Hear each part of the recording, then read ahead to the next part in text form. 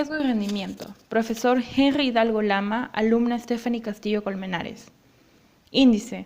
Resumen, rendimiento, riesgo, formas de hallar el riesgo y rendimiento, ejercicio práctico y sitios web visitados. Resumen, se sabe que al realizar una inversión siempre existirá un riesgo y existe una razón por la cual los inversionistas deciden asumir este riesgo, ya que a cambio esperan recibir un rendimiento. Es por esto que para poder obtener un mayor rendimiento potencial de nuestras inversiones en el largo plazo, debemos aceptar una mayor volatilidad, la cual siempre presenta un riesgo. El mayor riesgo es no correr ningún riesgo. En un mundo que cambia muy rápido, la única estrategia que garantiza fallar es no correr riesgos. Mark Zuckerberg. Videos recomendados, riesgos en el mercado y análisis del riesgo y rendimiento financiero.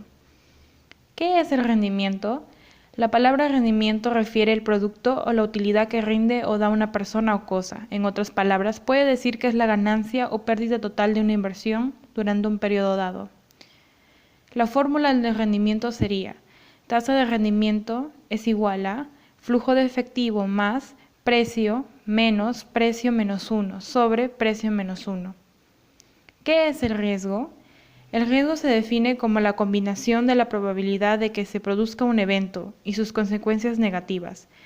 También se le conoce como la variación de los rendimientos relacionados directamente a un activo determinado.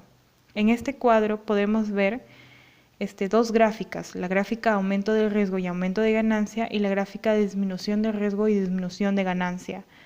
Ambas nos dan a entender cómo sería la proporción del riesgo. También se explica que la cartera, que es una parte esencial de muchas empresas, es un conjunto de activos financieros, como por ejemplo acciones de transnacionales, acciones de empresas pequeñas, entre otras. Existen tres tipos de riesgo. Tenemos el riesgo en la empresa, que es el riesgo comercial, y el riesgo financiero. El riesgo del accionista, que es el riesgo de la tasa de interés, el riesgo de liquidez, el riesgo del mercado. El riesgo de la empresa y del accionista, que es el riesgo de eventos, riesgo cambiario, riesgo de perder adquisitivo y riesgo de impositivo. Existen tres tipos de riesgo. Riesgo en la empresa, que sería el riesgo comercial. El riesgo comercial es aquello que tiene lugar cuando el deudor no procede al pago de sus mercancías o servicios recibidos. El riesgo financiero se refiere a la probabilidad de ocurrencia de un evento que tenga consecuencias financieras negativas para la organización. En cuanto al riesgo del accionista, tenemos el riesgo de la tasa de interés, que es el riesgo de que el precio de un bono, obligación o préstamo se vea afectado por la variación de interés del mercado. El riesgo del mercado sería aquello que, como se denomina, la probabilidad de variaciones en el precio y posición de algún activo de una empresa. El riesgo de liquidez es un problema bastante importante, ya que las financieras deben resolver a diario cuánto dinero debe mantener efectivo para poder pagar así sus obligaciones. El riesgo de la empresa y del accionista tenemos el riesgo de eventos, que es aquel riesgo que se puede dar por la ocurrencia de pérdidas financieras originadas por fallas o insuficiencias de procesos, personas, sistemas internos, tecnología y en la presencia de algunos eventos que se puedan dar imprevistos.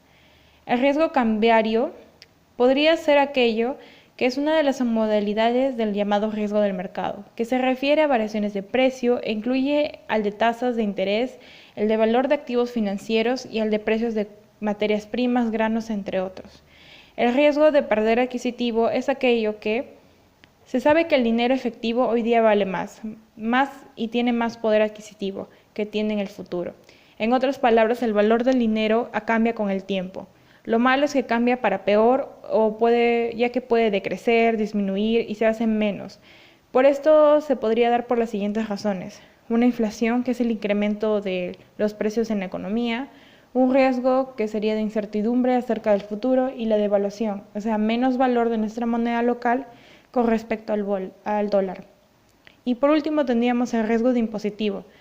El riesgo de impositivo se produce por la posibilidad de que desaparezcan determinadas ventajas fiscales que gozan algunos activos. A ese también se le podría denominar riesgo político o riesgo legal. Siguiendo con las diapositivas, podemos hallar el riesgo y el rendimiento con las siguientes formas. Tenemos distribución de probabilidades, que son resultados posibles y probabilidad de ocurrencia. Medición del riesgo. Primero se calcula el valor esperado de un rendimiento. Desviación estándar. Es un indicador estadístico que mide el riesgo de un activo considerando la dispersión alrededor del valor esperado. Coeficiente de variación. Es útil para el riesgo de activos con diferentes rendimientos esperados. Riesgo y rendimiento. Modelo para la evaluación de activos de capital. Es una teoría que vincula el riesgo y el rendimiento para un activo. Vincula el riesgo no diversificable y el rendimiento para todos los activos.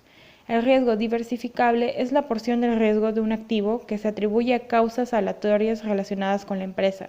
Sería un riesgo no sistemático. Y el riesgo no diversificable es la porción relevante del riesgo de un activo que se atribuye a factores del mercado que afectan a todas las empresas. Sería un riesgo sistemático. Aquí podríamos ver el gráfico del riesgo de la cartera. En este gráfico nos enseña cuál sería el riesgo diversificable, el riesgo total y el riesgo no diversificable. Aquí nos dice que basta agregar más activos a la cartera para cualquier inversionista poder eliminar así del todo o casi del todo el riesgo diversificable. En consecuencia, el único riesgo que realmente es relevante sería el riesgo no diversificable de un activo, que es aquello que es la porción relevante del riesgo de un activo que se atribuye a factores del mercado. Por último, tenemos un ejercicio que nos dice: considere las tasas de rendimientos posibles de las acciones A y B durante el siguiente año. Tenemos el estado de la economía, tenemos la probabilidad de que ocurra el estado, el rendimiento si ocurre el estado, rendimiento de B si ocurre el estado. Nos habla de la recesión, de normal o auge. En recesión nos dice que la probabilidad de que ocurra el estado es 0.2, en normal es 0.5 y en auge es 0.3. El rendimiento de A, si ocurre el estado, sería 7, en recesión, normal 7 y auge 7.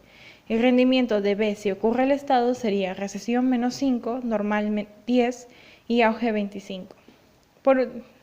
Luego nos dice: determinar los rendimientos esperados, las varianzas y las desviaciones estándar correspondientes a la acción A y B. Tenemos que multiplicar la recesión de la probabilidad de que ocurra el estado por el rendimiento de A si ocurre el estado, que sería 7, sería 0.2 por 0.7 más la probabilidad de que ocurra el estado normal de 0.5 por 0.7. Igualmente sería con auge 0.3 por 0.7, lo cual nos va a dar el 7%. Eso sería para el rendimiento de la empresa A. Luego tendríamos que hallar la desviación estándar, que nos dice que sería multiplicando 0.20, que es la probabilidad que ocurra el estado, que sería 0.2, igual por 0.7 menos 0.7 elevado al cuadrado más 0.50 por 0.7 menos 0.7 elevado al cuadrado igualmente sería por 0.30. Estas tres son las probabilidades de que ocurra el estado en los diferentes estados de la economía. Esto nos daría igual a 0. Ahora, para hallar el rendimiento de B sería igualmente como hemos hecho para hallar el rendimiento de A. Multiplicar la probabilidad de que ocurra el estado en los diferentes estados de la economía por el rendimiento de B si ocurre el estado, lo cual nos daría 11.50%. Luego tendríamos que hallar la desviación estándar, que nos daría 10.50.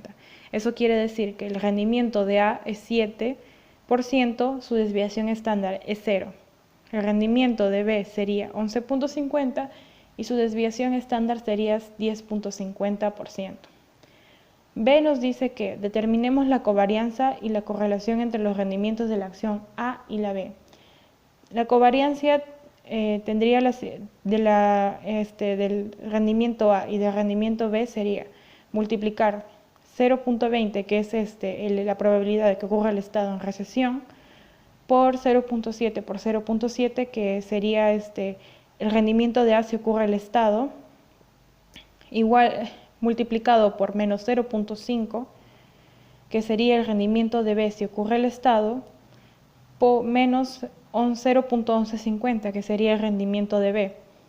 Igualmente sería la suma de 0.50, que sería el normal, probabilidad de que ocurra el estado normal de la economía normal, 0.5, que sería 0.07 menos 0.07, que es el rendimiento de A. Igualmente sería con el rendimiento de B, 0.10, que es el normal, por menos 0.1150, que es su rendimiento de B, lo cual nos va a dar a 0. Igualmente la correlación nos daría, con la fórmula, nos daría 0 por 0.1050 igual a 0.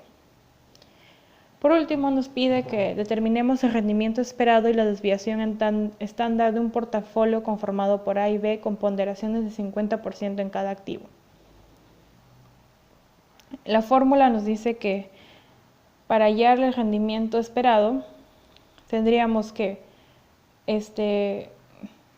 sería igual a 1/2 por 0.7, que es el rendimiento esperado de A, más 1/2 por 0.15, que es el rendimiento esperado de B.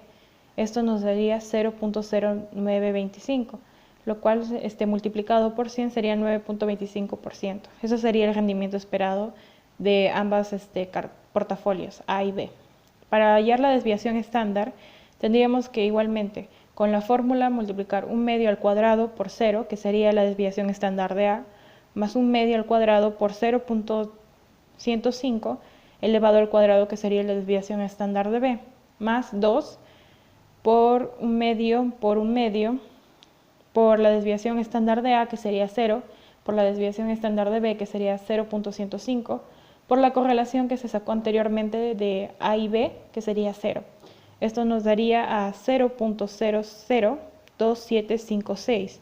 Ahora, para sacar la desviación estándar del portafolio, sería igual a 0.002.756 elevado al 1/2, que nos daría 5.25%. Y luego, como conclusión, podríamos decir que puedo concluir que es importante tener en cuenta todos los parámetros cuando uno va a tomar decisiones.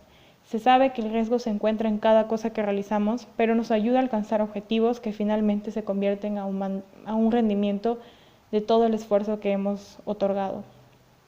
Puede decirse que a mayor riesgo, mayor rendimiento; a menor riesgo, menor rendimiento. Estos serían los sitios web que he visitado para poder sacar toda la información que les he presentado, y muchísimas gracias.